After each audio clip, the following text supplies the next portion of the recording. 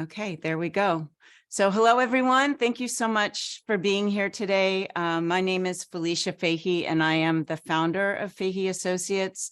I'm joined here today by my associates, Shanley Jacobs, Kate Givens, and Jamie Nickel. And we'll be running through a presentation today on the college admissions process, what happened last year, and our recommendations for going through the process this year. So let's get started. Okay, so we have quite a large group here of people that are our clients, but we also have a very large group of people that are new. So just to tell you a little bit about Figgy Associates, we are a bespoke counseling company. We've been around since 2007. We try to bring out the best in our students by combining structure and creativity. And so we have programs that do provide a lot of management and creative processes for helping students think about who they are and explore what they'd like to do in college. We have two programs. We have a high school program that where we work with students during the high school years and prepare them for the big questions about going off to college. And then we also have a college application program where we walk families through the nuts and bolts of applying to college. Everyone on our team is really an educator at heart. We're all caring student advocates, and really enjoy the process of mentoring students through the process of exploring who they are. And we especially like taking students into the deep end to ask difficult questions about, again, their interests, who they want to be moving forward. The team, we are several people on the team. There's me, Felicia, and Manuel Colom is the head of operations. Jamie Nickel is our executive assistant. Shanley Jacobs and Kate Givens are both college counselors. Corbin Platty is our data analyst. Jason Rush is our systems administrator. And then we have 6 writing advisors that join us every season and work with students on their essays. So as many of you probably heard, this was a particularly challenging year in college admissions.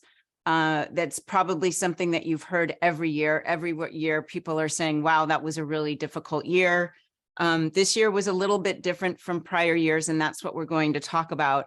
But I'm going to kind of go over what makes every year, what's been making the last few years particularly competitive, because this was, as I'm saying, we'll be discussing in this presentation, a particularly challenging year. One of the things that we know is that there are more applicants. So first of all, there are more high school students. The high school student population has been increasing over the past decade. It's going to plateau in 2026, and then it's going to decline. So we just know there are just more students out there applying to college. As a result of this larger applicant pool, the admissions rates have dropped globally by about 5%. We've also seen that with test optional, we've had more students applying. So starting in 2020, when we moved to a test optional mode in response to COVID, we saw an increase of up to 30% more applications. So this is another kind of part of the application process, is there's a much more diverse student body applying to college. There are more students applying to college because of test optional. For the last 2 years, 20 and 21, we saw, because of test optional, we saw a very large increase at the Ivy League schools and pretty much at the top 25 schools.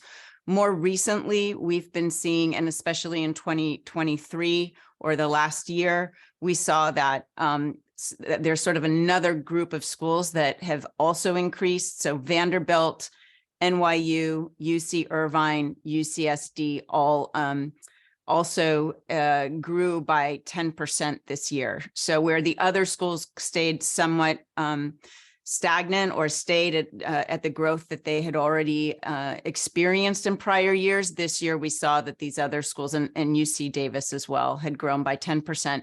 One of the outliers was UC Santa Cruz, which grew by 80% this year. So as computer science, engineering become more popular, Santa Cruz has become one of the schools that students are adding to their list. They have a fantastic video game program, and they're also have a great engineering school. So that was sort of one of the big surprises, is just how much Santa Cruz has grown this year. Northeastern had 30% more ED applicants, and we're also seeing this across the board for the top schools, that there are just more students deciding to go to commit to a school, early decision to increase their chances of being admitted. So that's another thing that's making the early decision pool more competitive. The other kind of big development in 2022 is that there has been a big staff burnout in admissions offices. Admissions offices are losing people in the middle of application seasons. They're having to train people.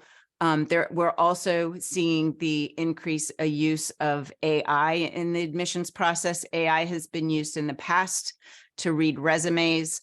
And there is now kind of an ongoing conversation about how AI may or may not be used to help with the evaluation of applications. But what this all kind of, one of the questions that the staff burnout begs is, are admissions offices actually able to read all of the applications? Can they get through them? And I think especially this question came up this year when we saw that there were really big influx of applicants in the early action pool to places like Purdue, Wisconsin, Northeastern.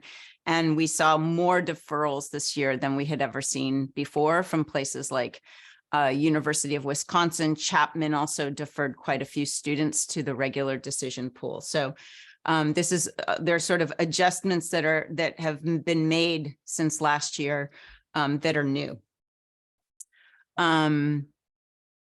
Let's see. In addition to just seeing an increase in the applicant pool, we also saw a tremendous surge in majors, so the application to specific majors. And this just wasn't just happening in the United States, they're seeing it globally. So this is also happening in Europe, that there are just more students applying to computer science, more students applying to engineering. This is happening in Canada as well. So there's just a smaller door for students to get in because there are more students applying in each of these different areas. Also in business. So I'll just kind of walk you through this. At UC Berkeley, the admit rate in the engineering computer science program dropped to 2.5%. University of Washington and Cal Poly have held at 3% admit rate for the past 2 years for computer science. And Urbana-Champaign is hovering around 7%. So these are very low admit rates. And as a result, what we saw is that students weren't getting into these schools in that particular major of computer science. Additionally, we saw that engineering admit rates have dropped. They were usually around 25%. We're seeing them come down to more like 20% at many of the kind of large universities. They're even lower at some of the private schools. Obviously, at all of the Ivy Leagues, they're quite a bit lower, under 5%. At USC Viterbi, there were 15,000 applicants this year for 400 spots. So their engineering admit rate this year was 2.5%. Business admit rates are also low. So more and more students are wanting to go into business. We're just seeing kind of a move toward vocational majors. Business schools tend to be smaller, so they don't take as many students. Some business programs only admit 50 students. So places like Berkeley, MET, UMich, Ross, these programs only admit 50 students. So they're very, very competitive and have very low admit rates. So this is something that as students are thinking about where they want to major, they need to really take very seriously the consequences of choosing these very crowded majors. So the result of all of this is that the bar is higher. We saw last year that the expectations were just greater for students. The schools are looking, again, this is sort of general requirements for getting into the top programs. Most schools want to see that you have 4 years in most of the different subject areas, 4 years of English, 3 to 4 years of foreign language, 3 to 4 years of social science, especially history, 4 years of math, and 4 years of science. They also want to see that you're very strong in science. The reason that we're bringing, or in writing, the one reason that we really want to highlight this sort of trend toward 4 years in every subject area is that many high school advisors are advising students on the requirements for the UC system, which are quite a bit lower. So if we look at what the general requirements are for the UC system, there are 4 years of English, 3 years of foreign language, 2 years of history, 2 years of, or 3 years of math, 3 years of science, and 1 arts year of arts. Also, they also want to see that you're strong in writing, but the requirement isn't quite as competitive as with the private elite schools. So this is something that if you have a student in the public school, you want to make sure that you're meeting the expectations for the private schools, or even out of state schools like Wisconsin. Would like to see calculus. If you're going into STEM majors, this is a pretty general requirement we're seeing across the board. We're also seeing that business departments would like to see calculus before students are coming. So this may not be information that you're necessarily getting from your high school counselor, but it is what we're seeing in our in the applicants and in the success rates. Calculus is particularly important. There has been a debate across the country about whether students should have calculus before they go off to college, and most college admissions departments would like to see calculus. And so especially if your student is planning to take statistics in the senior year instead of calculus, you might want to go back and discuss this with your high school counselor. And try to take calculus in addition to taking the statistics. Not all universities across the country consider statistics a math. They consider it an elective. So places like UPenn don't see statistics as a math course. They actually see it as a social science or an elective course. So the rigor, I think this is one place where some families were surprised this year. The UCs are really looking, we're going to look at that in just a moment in the next slides, but they're looking for at least 10 advanced courses, and that does include honors courses. But both Berkeley and UCLA want to see a minimum of 10 college preparatory or advanced courses. The top 50 colleges in the country want to see between 6 and 12 advanced courses. This includes the honors courses that students are taking in their freshman and sophomore years. It includes APs, and it also includes what are called advanced track. Many private colleges are moving toward this advanced track system, and those courses also count equally as the APs. The top 75 colleges would like to see between 4 and 8 advanced courses. And again, this includes honors. Mostly what they're all wanting to see is that you're challenging yourself every year a little bit more while you're in high school. And then the top 200 colleges, they'd also like to see that you're challenging yourself, but the requirements here are a little lower, more like between 1 and 5 APs.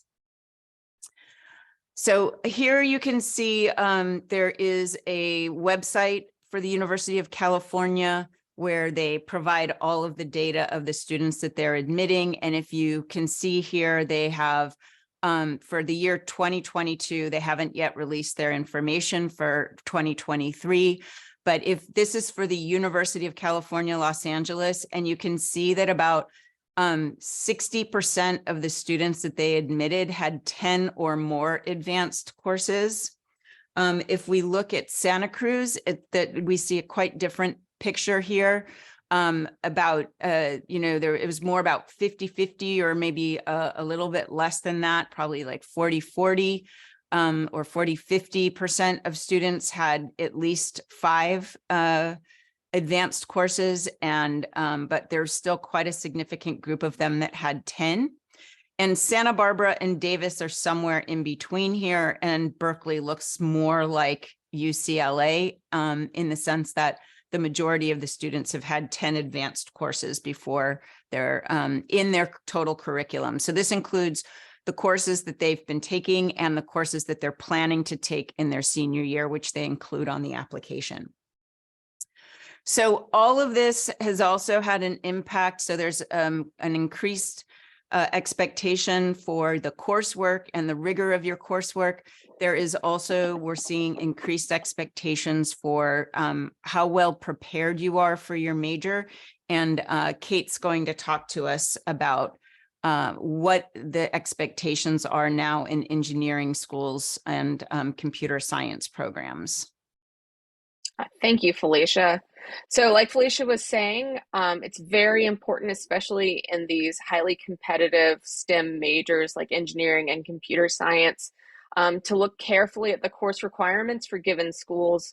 Like Felicia said, most engineering and computer science programs do want you to have taken the most rigorous math and science courses at your high school. And many specify that they want to see you have taken calculus, physics, and chemistry. UT Austin is a school that requires freshmen prove their calculus readiness coming in with either an SAT score or an AP score. But there are other schools that have other sort of unusual requirements. For example, Cal Poly recommends 4 years of a single foreign language and 5 years of English, which you can do through electives or for advanced coursework. So it's just a good idea to sort of pay attention to those requirements and plan ahead. Like Felicia said, trying to challenge yourself every single year that you're in high school. The other big thing that we're seeing is that schools are looking for students who have done a deep dive into their particular field or their area of study and put that knowledge into action. Schools like MIT, Tufts, UW, they all have optional maker portfolios for their engineering students. UMich has a business portfolio option. To us, that says that they want to see what you've already done before you even step on campus. These are all great opportunities to show what you've built, what you've learned. So even at schools where they don't have that option yet, if you're interested in science or interested in computer science or engineering, it's a good idea to be on GitHub, build out a portfolio. If you're building things physically, take pictures of them, document everything that you're doing. If you have outstanding talents or skills, think about including an arts supplement with your applications. Again, all of these are just ways to show how you've developed your knowledge and your skills throughout high school. We also are anticipating even more of a rise in video essays or introductions. The University of Chicago, Brown, WashU, Wake Forest already have incorporated optional video questions into their general undergraduate application, but we might see a rise, especially as a result of ChatGPT. We've seen a couple of pre-college programs at Carnegie Mellon and Stanford introducing these video essays, and so we're wondering if they're piloting something there. The big trend with these video essays is that they're sincere, they're genuine. We want to see who the student is. They want to seem very natural. They're not super slick. You don't have to be Steven Spielberg to make one, although I'm very impressed with what the kids can do. So I have a couple of clips from video essays that I wanted to share.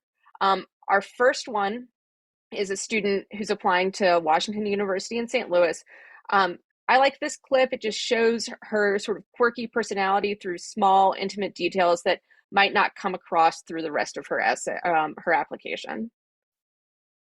Starting with one of the things that I am most proud of, and that is my giant novelty earring collection. I began my dangly earring obsession about 2 years ago now, and since then it's only continued to grow in size. A few of my favorite pairs that I think are especially worth pointing out are my Teenage Mutant Ninja Turtle earrings, Donatello and Raphael, the toilet paper rolls, the Tic Tacs, which have actual real edible Tic Tacs inside. Yum, my air plant earrings, which are actually real living plants that I have to water. Don't look at the left one, I killed it. And finally, my Rubik's Cube earrings, which I actually know how to solve. Woohoo! Okay, I just love that clip because you get a real sense of who she is, just even from that little 10 seconds.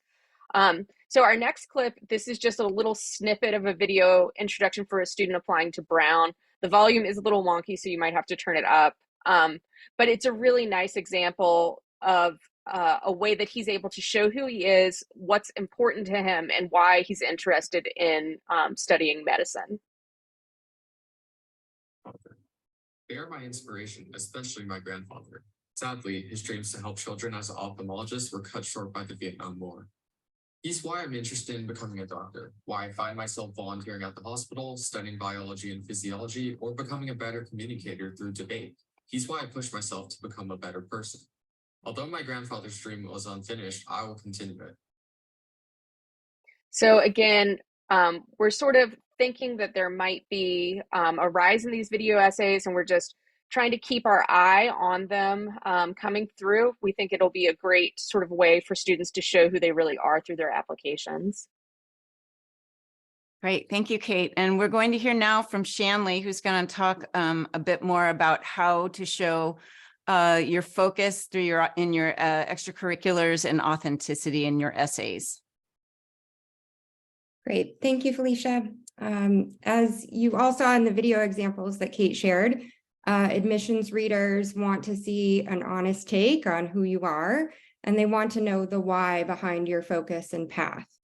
Essentially, admissions officers are really looking for your story. They're looking for students' singular, unique take, unique story. They want to hear about your values, your strengths, your interests, volunteer work, and life experiences, everything that's impacted who you are.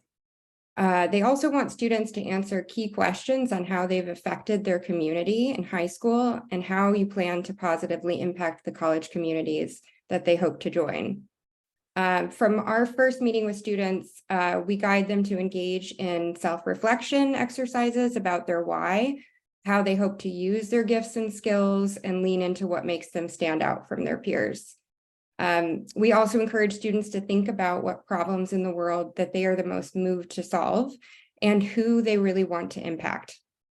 In speaking of the applicants in the last admissions cycle, the Duke University Dean of Undergraduate Admissions shared a quote that everyone reading the applications that the previous year was struck by the academic quality of the applicant pool, but even more so by the students' commitment to their classmates and to their communities.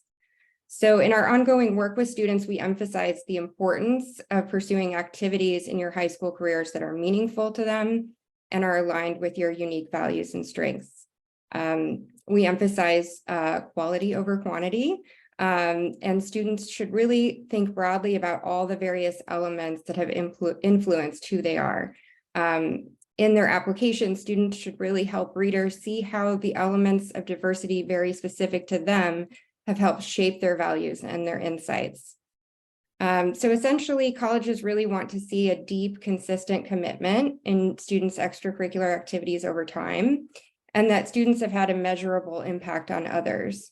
Knowing yourself well and presenting your authentic self in the application is especially important now that the applicant pool is increasingly diverse.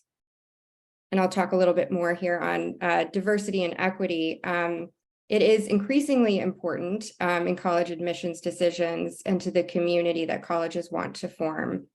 As Felicia mentioned earlier, test optional policies have opened doors to a more diverse student body. Given this increased focus on educational equity, legacy admissions are also falling out of trend and being increasingly scrutinized. For example, the University of Pennsylvania changed its policy and language on legacy admissions just last year. In the previous year, their policy noted that legacy admissions would be given the most consideration through the early decision process. And the policy now reads that legacies who apply to Penn, like all applicants, receive thorough consideration in the application process. So you can see there the shift in language. Objections to the practice of legacy admissions have gained new momentum recently for a few other reasons.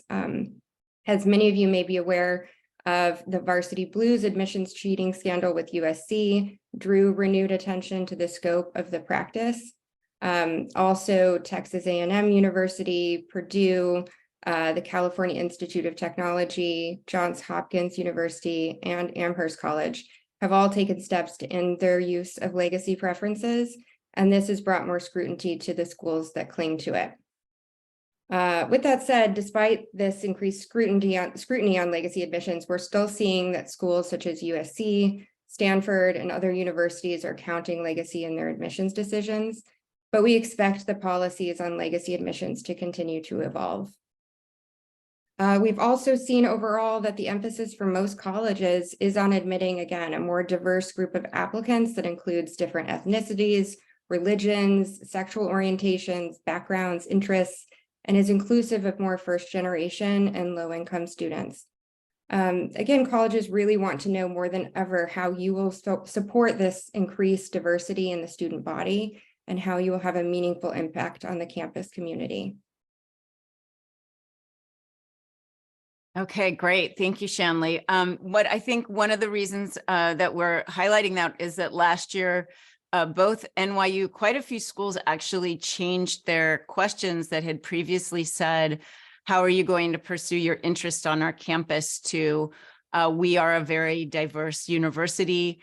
We're interested in knowing how you'll contribute to that diversity or support that diversity as a student on our campus. So that was a really interesting shift last year. Probably the biggest upset, as many of you probably heard, is that it just seemed to be so much harder to get into the UCs this year.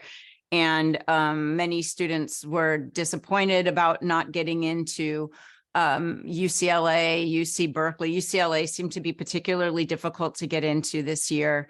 So the one thing that we wanted to sort of highlight is that the UCs are basically admitting in three groups. So 30% of all students admitted are first generation. Another 30% are out of state or out of the country. And then the remaining 40% are students that have parents who have received a university degree, either here in the United States or abroad. So when you're looking at the admit rates for, say, UCLA and it's 12%, you really need to divide that almost in half or a little bit more to understand how you'll get in through your demographic if, again, your parents have been educated and you're coming from a middle class background. The other thing that we've already discussed and looked at is that places like UCLA and Berkeley are looking for 10 or more of these college preparatory classes. Santa Barbara, UC Santa Cruz are looking for 5 to 10 of college preparatory courses. They are all looking for a GPA, a UC GPA of 4.0 or above. So some of our students that weren't admitted into UCSC or UC Davis, for example, had come in under that 4.0 UC GPA, kind of what might even just be a cutoff. You can go to the UC website if you just Google UC GPA calculator to run your GPA and see what it is. The only schools that were admitting students with a GPA below 4.0 were Riverside and Merced. So I think this was one of the big surprises that really that the GPA requirement is quite high. The other thing that we're seeing is that there is a kind of cultural profiling going on when we look at students in our group, and also when I look at the students, when I speak to my colleagues that work in this field, in this industry. There is a kind of cultural alignment. So alumni are the first people to read the UC applications. They generally put 2 alumni to read a UC application at each school. And so one of the questions they're charged with is this student a good fit for this school? So we're not surprised each year when we see where students actually are admitted in the UC system. Generally, we see that the change makers and the deep divers are admitted to Cal. So people that are having a very significant impact on their community or making deep changes. Top performers and outliers are really commonly admitted to UCLA. So students that have multiple publications or are composing music, but really kind of differentiating themselves in terms of their production. Students with a developed artistic side, whether they're interested in STEM or not, are being admitted to UC Santa Cruz. So Santa Cruz is a very artsy school. It's part of their identity. UC Santa Barbara is has a beachy identity. As we know, they tend to admit the sort of laid back mainstream students, and we've seen that over and over again.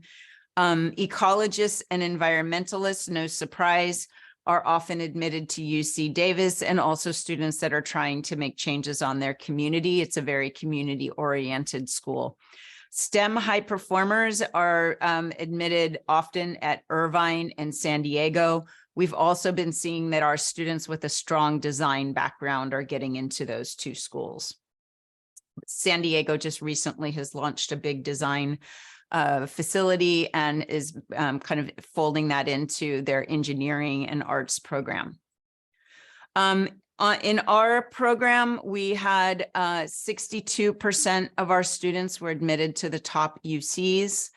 Nearly 83% of our students were admitted to the top CSUs.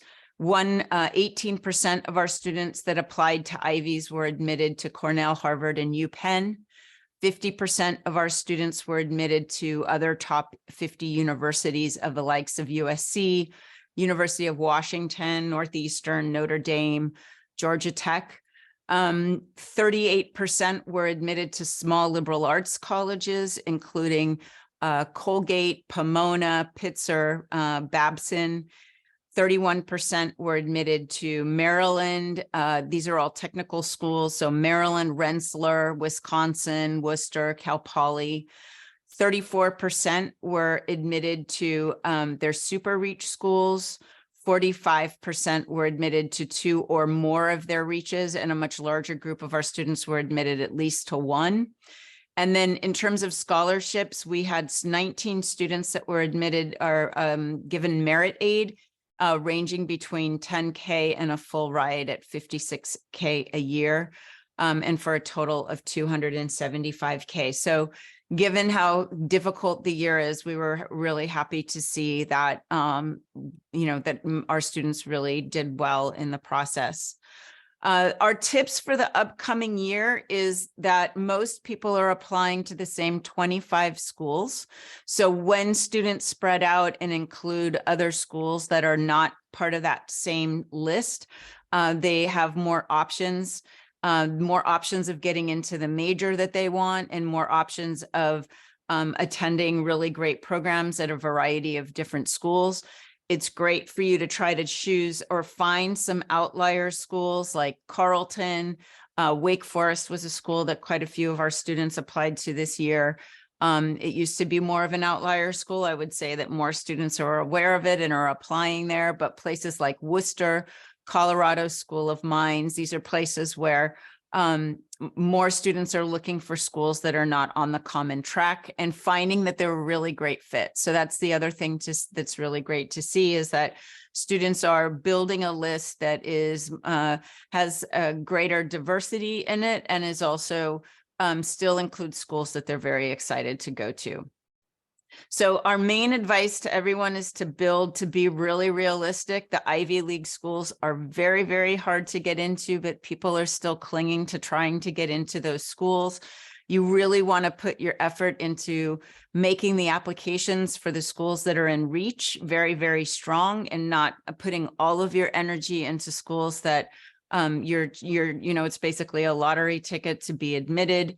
You want to be aware of the admit rates across the board, and also the enrollment rates for your particular high school. So the San Francisco Chronicle published the new tool that the UCs have created, so that you can actually see where students at your school have been admitted, how many students are actually going each year. And that's really great information for you to have to understand how your particular high school performs in the UC admissions process.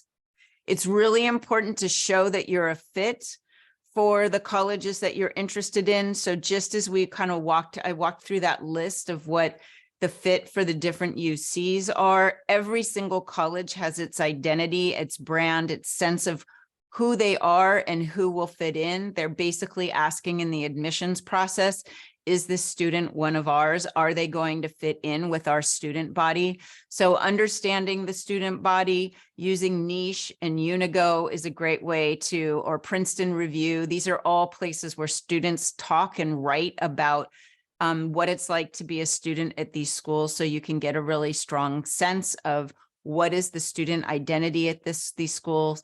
Visiting, of course, also helps. Going and hearing students talk online about being a student at their college is another way to really have a clear sense of who are you talking to, how can you best present those qualities in you that align with the college identity. It's also really important to be vulnerable and show admissions officers who you are. So in the writing process, we really push students to be honest and tell the most honest story that they can about themselves. If they're creative, to dive into their creativity and show that creativity through their writing. Or if they're very geeky, to show that geekiness in their writing. So again, the essay is a place, and we'll be talking a little bit more about why that's increasingly important with ChatGPT, to keep your voice natural, to keep your stories really honest and about who you are and what you've been through. Because the process has become, we're really not sure to the extent that AI will be involved in the next cycle, or to what extent, they're able to give your application a very thorough read. And this is something that I'm hearing a lot about this year, is just that because admissions officers, there are fewer, and admissions offices are very stressed for keeping people on board throughout the whole admissions cycle, that really taking the results personally, it really is in many ways what admissions officers describe as a magical process. And so one of the things is just to try not to get too over attached. And I would say that that's probably one of the things that we saw this year, is that students were more attached than in prior years to getting into Ivy League schools or getting into their dream school. And the students that have really went into the process with a broad list of colleges that they were very excited about, that did not include these very, very, very top schools, actually did exceedingly well. In some cases got into all of their schools, and were felt very confident in going through the process. So having a balanced list, having schools that are special to you, but maybe not special to everyone, is one way to kind of make this process a lot less difficult emotionally, and to have kind of to lower the expectations and the stress. The other thing that we're seeing is that the total cost of attendance has really gone up, and we really want to be clear about this with families, because the percentage of increase is around 3 or 4% each year. But as the tuition goes up and the cost of living go up every year, then it's just a much larger increase. So this year we're seeing that private universities are in the ballpark of $80K or more. NYU and Boston are closer to $90K. Out-of-state state schools have even become quite expensive. University of Michigan is around almost reaching $80K. Oregon and UW are around $65K. This is for the total cost of attendance. The UCs are still, tuitions are around $17K. And total cost of living is around $23K. So again, their UCs are staying quite a bit lower, but have increased.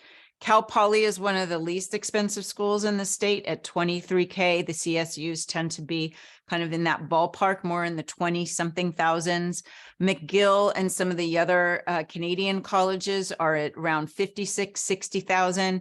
And then there are some outliers like Purdue University, which is $44K this year. So that is also something to really be aware of when you're going through this process, is really what are the schools that are affordable.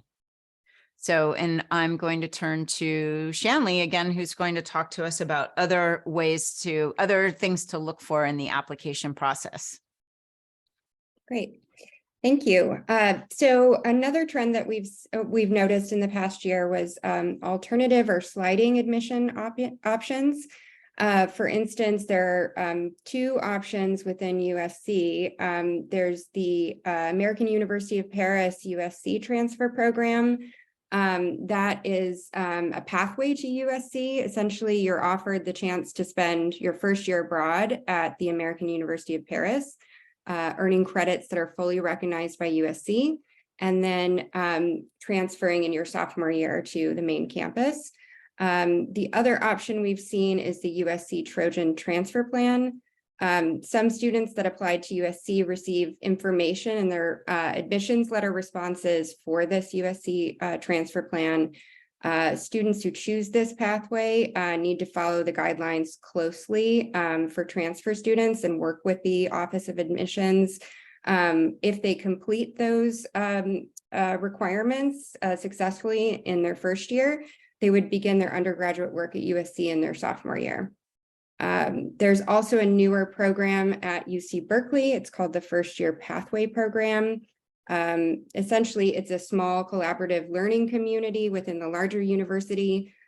Students receive the same status and privileges as all undergraduates with dedicated advisors to ensure that they have a successful first year in college. There is another option, or several different options, at Northeastern University. Students can choose from one of their 11 international locations and complete their fall semester at Northeastern University abroad, and then transfer to Northeastern in their spring semester. There's also an Oakland campus now affiliated with Northeastern, and we've seen that if you select these programs as an option, that you can increase your chances of admission. And then the final thing that we wanted to point out is the Urbana-Champaign computer science plus another major. So it might be economics. They have 4 or 5 options. They might have more options next year, but this also helps to increase the rate of admit to 25%. So that's also something to be aware of when you're completing that your Urbana-Champaign application. And then Kate is going to talk to us a bit about the growth in new vocational paths that we've been seeing, as well as students are looking for majors that will lead to a profession after college. Thank you, Felicia. Yes, we are already seeing an increase in interest in majors such as marketing, sports management, nursing, and these majors, of course, translate to a career immediately after graduating with your bachelor's. So we're seeing a rise in technical colleges. So some schools like Colorado School of Mines, Illinois Institute of Tech, the Rochester Institute of Technology, Stevens, they have these very strong programs in technology, engineering, computer science, high return on investment. They have very high job placement and high salaries after graduation. So that could be an option for your applications. And then also large colleges often have very large varying offerings for these vocational programs. So schools like Arizona State or Cal Poly, Texas Christian University, the University of Hawaii, San Diego State, all of these schools have a real a variety of interdisciplinary vocational tracks. So it might be a good idea to go to one of these larger state schools and just look at the major offerings and see if anything there is of interest to you. This can be a really great way to explore different interests. So, for example, if you are interested in economics, public policy, and environmental sciences, then environmental resource management or conservation might be a good major for you. If you're interested in engineering, design, and business, industrial design, computer science, math, criminal justice, that could be a good cybersecurity major. So that's just another thing to sort of keep open to and explore. Okay, great. Thanks, Kate. We all have been hearing quite a bit about ChatGPT, and we've been listening, keeping up with what the Common App is saying, and different researchers across the country that are starting to experiment with AI and see how AI reads applications and what the results of that are. So nothing is moving very fast right now. That's something that we really want to highlight, and that the Common App, the president of the Common App has been stating, is that really Nothing is going to happen terribly quickly for this particular season. Although, as we mentioned earlier, we do believe that there may be an uptick in video essays, but I'm going to let Kate has been on this topic, so I'm going to let her talk about it a little bit as well. Yeah, we're not entirely sure what's going to happen. We don't know what ChatGPT even will look like by August. It's just developing so rapidly. And it seems like, from what we're understanding, most schools and administrations also aren't entirely sure how they're going to approach it.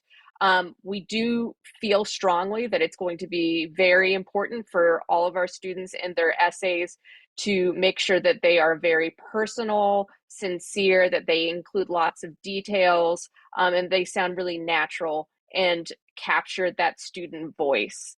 It's less about sounding like you are an excellent English student, but more about sounding like you. Okay, great. Thank you, Kate. So we'd like to answer any questions that have come through. Jamie has been collecting those. So Jamie, we'll go ahead and have you present your questions. If you have any questions that you haven't posed yet, feel free to drop them in the Q&A. Okay, great. So the first question we have regarding courses. We mentioned that a lot of colleges would like to see calculus in high school. They're asking if calculus AB would be enough, or if we're talking about calculus BC. Yeah, great question. So it really depends on where you're applying and what major you're applying into. So if you are applying into engineering at Purdue, AB may be just fine. If you're applying to engineering at Carnegie Mellon, they're really going to want to see BC and even potentially multivariable calculus. So it sort of is a mix, and that's it's certainly the higher you can go, the better, depending again on how rigorous of a program or a college you're applying to. Okay, and then we have also another calculus question. A participant is asking if calculus counts as an advanced course since it's not an AP. So if it is a regular calculus class, it goes beyond the kind of regular math requirement. If it's not weighted at your high school, then it won't be weighted in the process.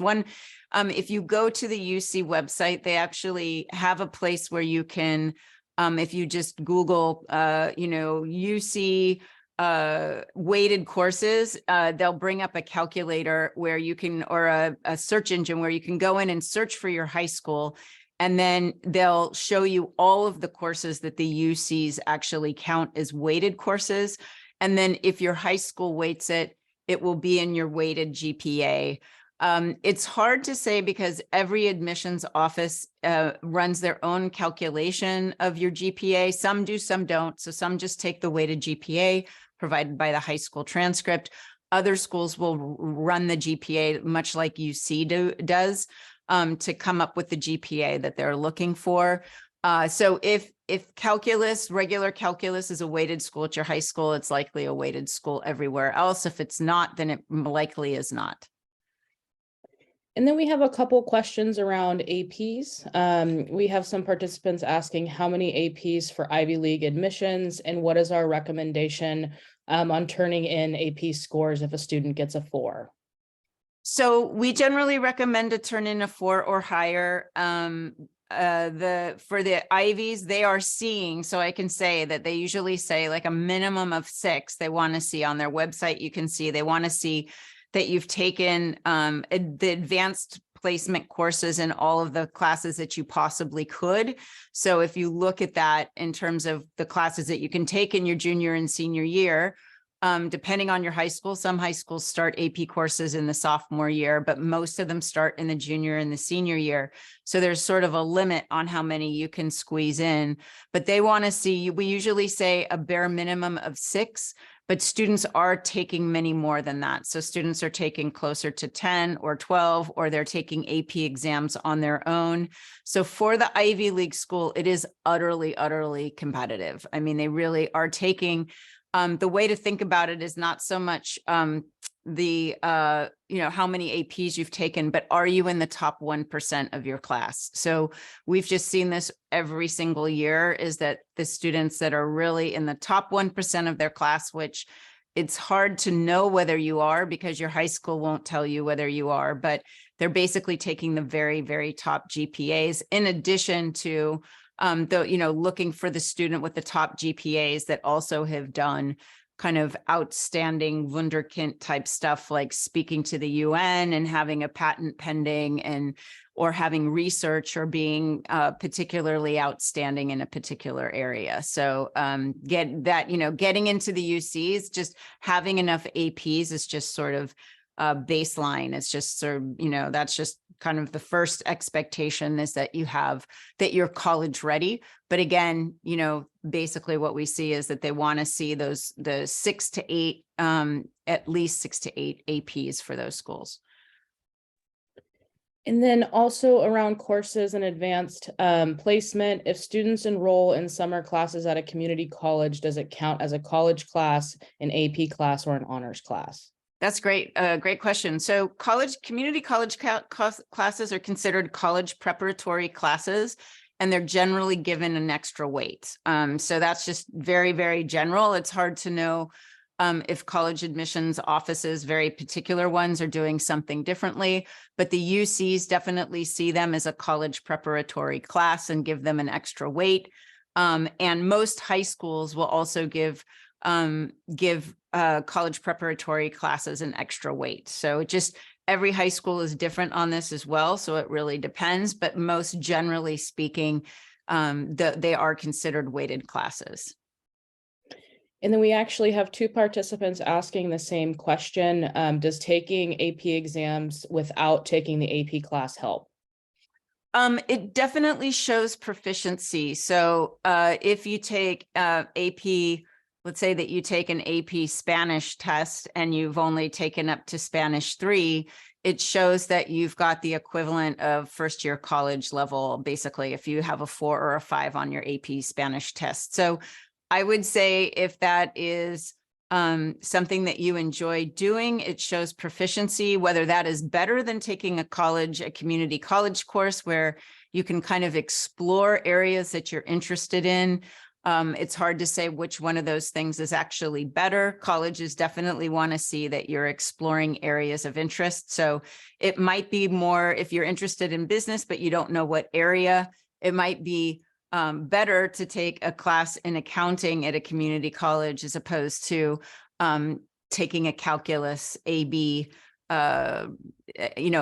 test, especially if you're already going to be taking calculus BC or something like this, right? So, or a statistics course, it might be better to take the statistics class on campus rather than taking the AP exam in terms of how it might be viewed or weighted, because an AP exam isn't necessarily, it's kind of more of a proficiency rather than sort of exploring an area of interest. But certainly having AP exams shows proficiency, it shows college readiness.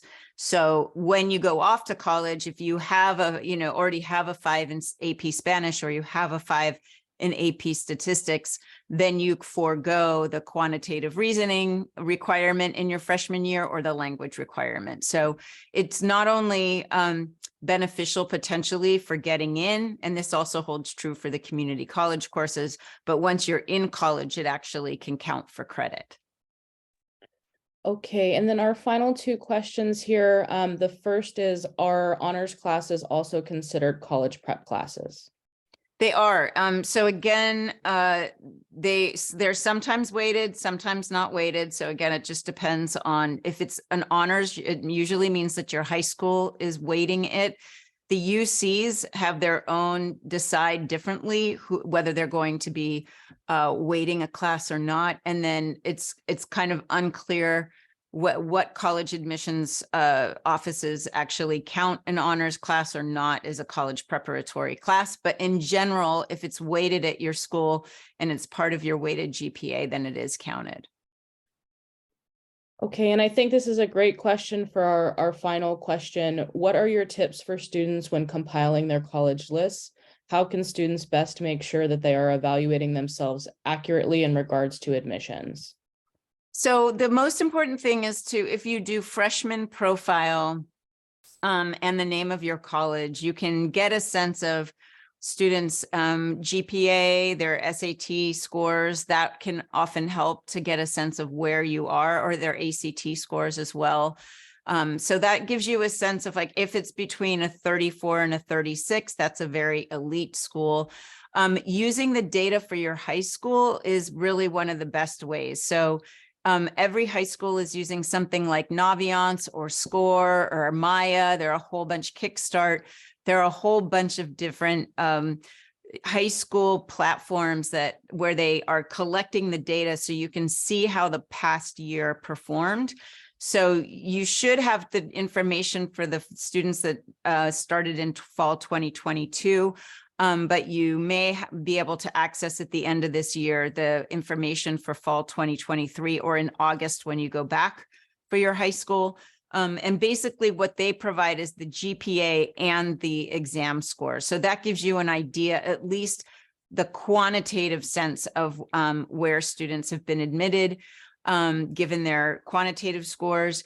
In terms of the types of students, you can kind of look at the list of students and where they're going. Most high schools publish where students are going to be attending, and kind of get a sense like, is there sort of, does it make sense that these students are going to those schools given the things that they've done and who they are? So that's another way, is to kind of study the profile of the students at your high school where they've been admitted, and understand that way. Otherwise, really, that, you want to be making sure that you are building you can look at the admit rates. So if a school has 20 up to 15% admit rate, it's really a super reach. If it's between 15 and 25%, it's a reach. If it's 25 to 35%, it's more potentially a match, or 40%. So that's the other way to kind of get a sense of this, is using the admit rates to kind of understand where you fall in. Of course, it depends what your GPA and what your exam scores are. So, that's where getting advice from your high school counselor is great, and using the different search engines that they have in Naviance, in these different high school programs. You're allowed to go in and actually do a search. And given the data that the high school has on you, they'll help you to produce a college list. And my apologies, Felicia, one last item. I think a Yeah. few people may have joined a little bit late. Would you mind reiterating? Yeah, why don't we take a few more questions? I'm happy to keep going. That was actually the last question. I think the Okay. final question is just in terms of how we will be sharing the webinar for those who maybe missed the first couple minutes. Oh, okay, great. Yeah, so we have recorded this webinar. We'll be preparing the webinar and posting it on YouTube. We will be sending everyone out a handout with some of the resources that we've cited today, and a copy of the recording. So if you signed up on Calendly, we'll be using that list basically to send you a follow-up email. You can expect to see that, if not by Monday, by Tuesday. So if you have any questions, or if you don't receive it, please circle back with us. But you should be receiving that within the next 48 hours or so. Okay, great. Well, thank you all so much for being here today. We really appreciate you taking time out of your Sunday to be with us, and we're wishing you all the best in your high school years and in the upcoming college application process.